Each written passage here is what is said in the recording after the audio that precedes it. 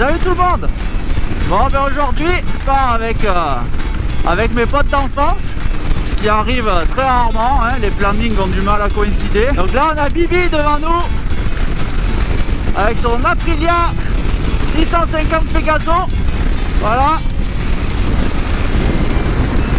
Là on a Thibaut avec son increvable Transalp avec lequel on est parti dans les Balkans en 2012.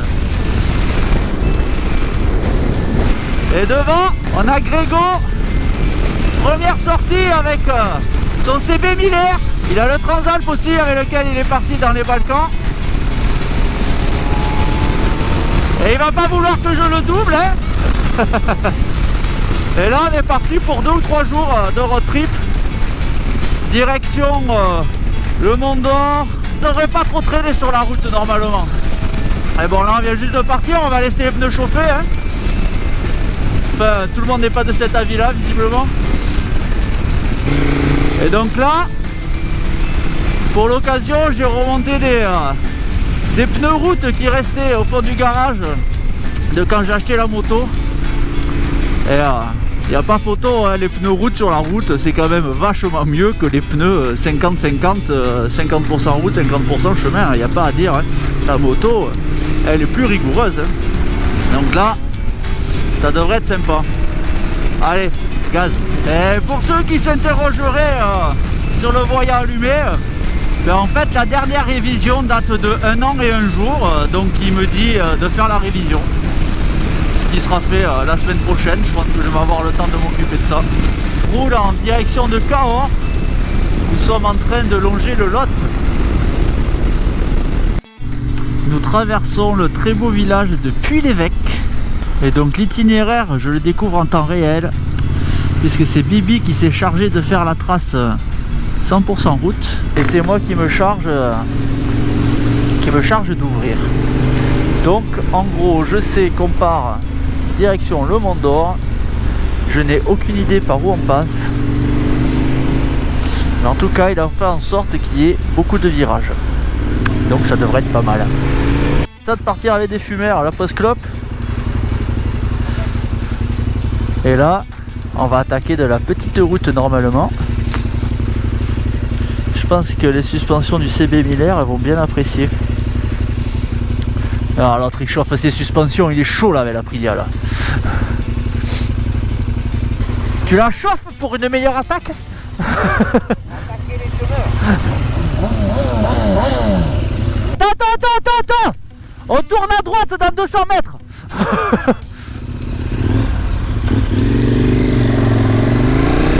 Là je pars avec la fine équipe là.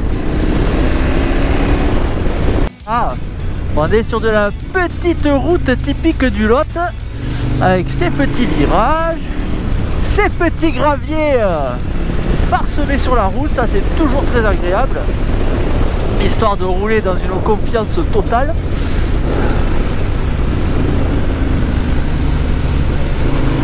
Au moins normalement là, il n'y a pas de radar. Et on ne devrait pas faire d'excès de vitesse. Cahors.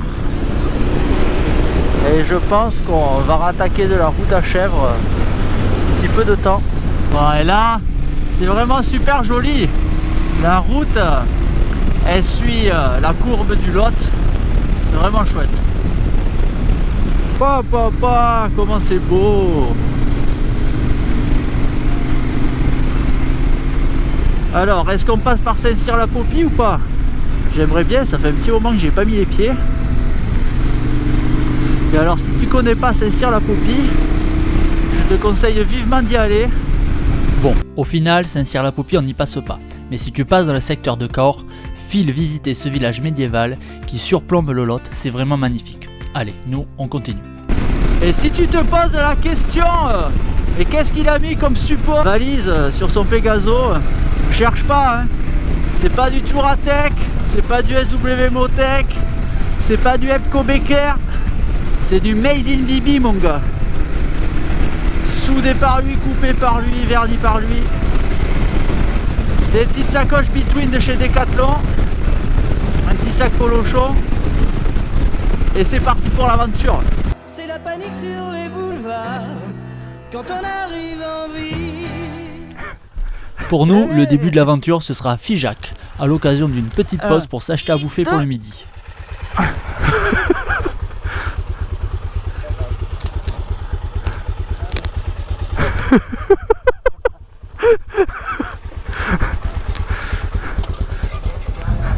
Il nous fait une hypoglycémie là.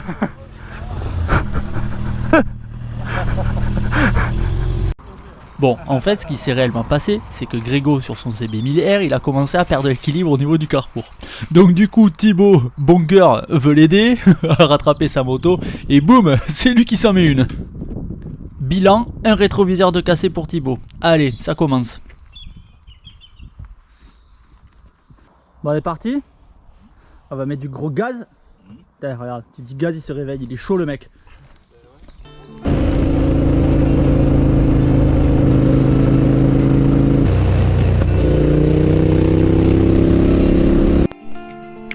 Bon, ben là, Bibi, il était tellement chaud, il est parti devant, mais c'est moi qui ai la trace.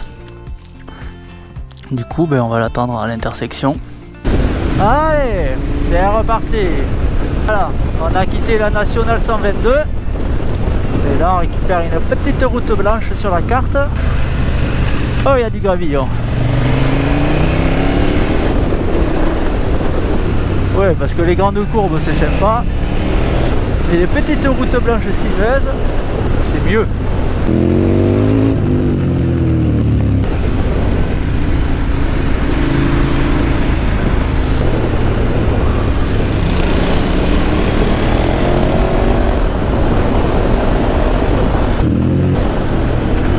Hey! Et là on arrive à Aurillac. Je pense que c'est à partir d'ici que les choses sérieuses vont commencer au niveau de la route. Bon ben là on sort d'Aurillac et il y avait le panneau comme quoi le col du Pas de Pérol il est fermé. Ça fait chier. On va voir ce qu'on fait. T'as les baloches qui pendent mon petit Bibi. Ouais, tu vois, à l'origine, elles étaient comme ça quoi. Et là, elles sont en train de baver. Je pense qu'à un moment donné, il va y avoir un sous-seuil. Moi, je pense qu'à un moment donné, il va y avoir un évitement par la droite ou un évitement par la gauche. Et celui qui sera juste derrière, oh putain! On verra ceux qui étaient bons au plateau quoi. Évitement. Putain. Freinage d'urgence. Bon, on vient de faire un petit point topo. Le col du Pas de Pérol il est fermé. Mais on va peut-être quand même essayer d'y aller pour voir. Pour se faire notre propre avis. Et puis sinon, ben, on contourne pour passer de l'autre côté du massif. À voir. Parce que c'est quand même beau là le col là, et le Puy-Marie, tout ça là. Allez, on creuse les doigts. Mais en attendant, on met du gaz.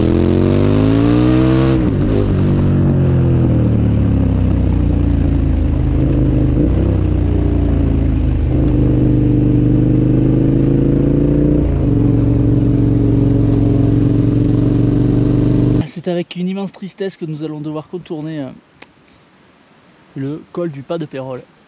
C'est bête, hein? Vous avez les boules, hein? Ah ouais. Ouais, surtout quand tu vas marquer un tas de la circulation, tu sors du virage dans le trou en plein milieu de la route là. Et ça, c'est vraiment dommage qu'il soit fermé, parce que la montée du col de ce côté-là, elle est vraiment terrible. On l'avait faite il y a 2 ans avec Bibi, je crois. Du coup, c'est pas grave, on descend, on contourne et on passe par l'autre côté. Allez, c'est parti. Du coup, on passe par le col de Pertus. Je crois que c'était ça le nom.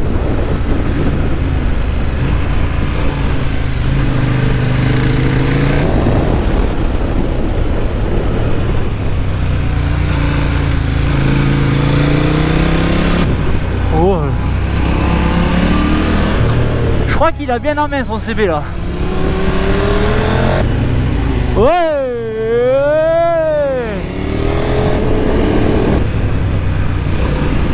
Ah la la la la la la la la la la la la la la.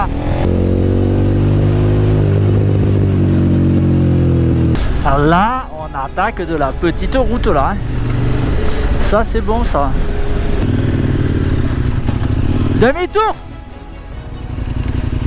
C'était ici. Alors, l'itinéraire de Bibi nous fait passer par ici. Il y a un arrêté municipal, donc ok. Allez, c'est bon. On retourne sur la nationale, il n'y en a pas pour longtemps.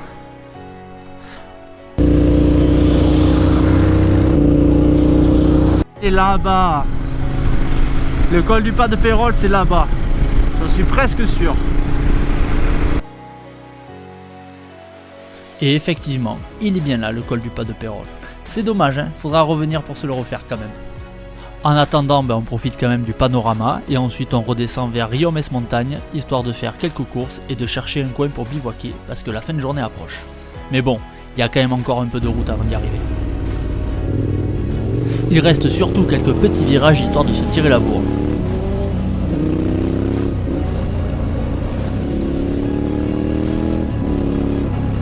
Oh là là, qu'est-ce que je me régale là avec les pneus route sur ces routes là. Ça fait longtemps que je me suis pas fait plaisir comme ça sur la route là. Avec tu sais, la confiance à l'adhérence du pneu quoi.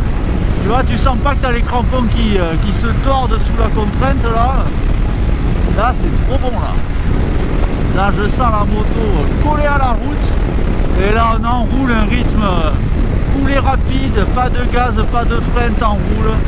C'est super agréable, j'adore. Bon allez, on va pas passer la soirée à discuter des pneus. Là, on va aller faire des courses et chercher un bivouac. Les gens qui mettent des chansons de merde dans la tête des autres gens, ils devraient être bannis de balade moto, tu sais. Ah, puis lui, il en est plein, quoi. Bah alors là, on a un magnifique chargement. Servez-vous si vous voulez. Qui c'est qui veut une petite bière? Putain. Non, pas gaz. Sur Maps, on a trouvé un petit étang à 3 km de là. Et bien on va voir s'il y a moyen de bivouaquer là-bas. Ça serait pas mal. Si on pouvait trouver du premier coup, ça serait cool. 25 minutes de route. On va avoir la réponse très rapidement, je pense. Pop, pop, pop, pop, pop, pop, pop, pop, pop, pop, pop, pop, pop. Voilà, c'est parfait quoi. C'est parfait. C'est parfait. Il n'y a rien à dire quoi.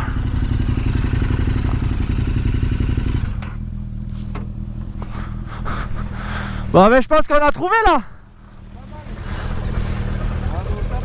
Qu'est-ce que tu veux de mieux sans déconner quoi. Regarde-moi ça quoi. Attends, tu veux un caillou peut-être?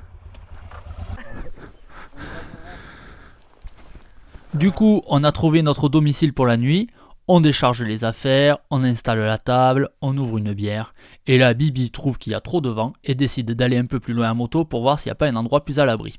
Allez, la rigolade commence. Bon, il y a Bibi qui est allé un peu plus loin pour voir un endroit sans vent. Il est parti avec une sacoche ouverte, ce con.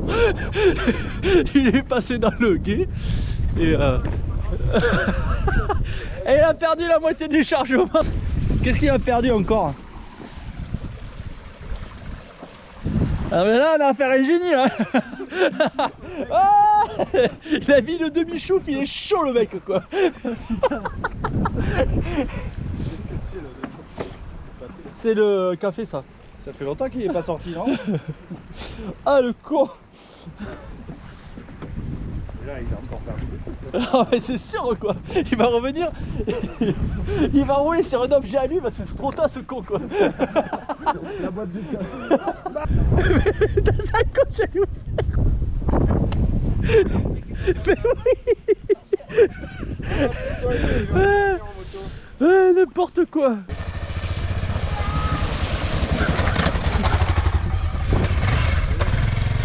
Quand tu cales et que tu es comme ça en train de regarder derrière, théoriquement tu tombes instantanément. Mais en fait t'as sorti toute cette grande théorie. Bon, en tout cas avec mes potes, il y a une constante. Enfin, il y en a plusieurs. Les apéros durent trop longtemps, on boit trop, on rigole et on se couche toujours beaucoup trop tard. Mais c'est pas grave, c'est ça profiter de la vie aussi, non? Bonne nuit les poulets. Ah, je suis cassé dans mon pantalon. Bon ben voilà, fin de journée, on a bien roulé, on a bien picolé. Maintenant on va bien se reposer. À demain.